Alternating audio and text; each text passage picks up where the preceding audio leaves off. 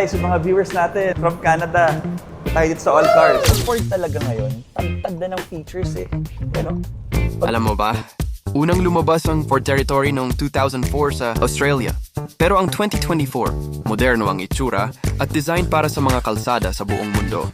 12-inch touchscreen, wireless charging, ito ang Ford Territory Titanium. Pinaghalong galing at modernong teknolohiya.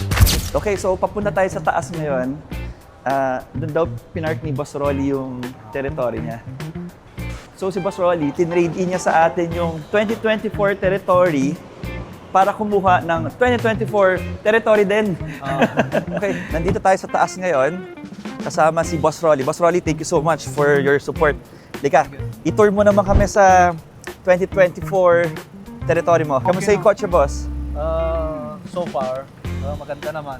Lalo na pag naka-long drive ka, sobrang tipid ng gas niya.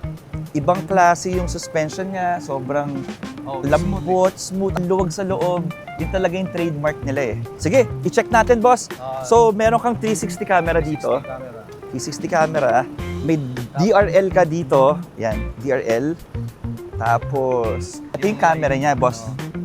Ito yung camera niya for the 360. Check natin yung likod. Medyo madumi lang.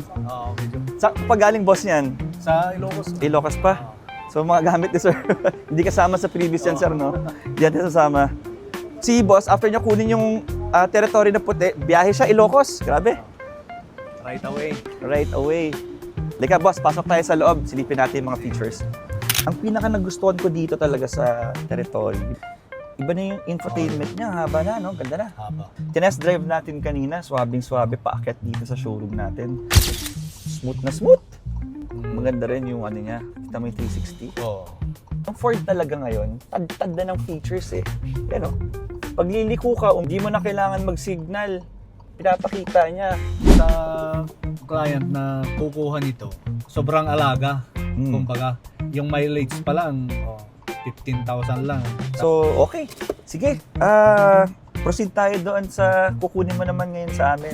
Ito yung i-upgrade ni sir na territory.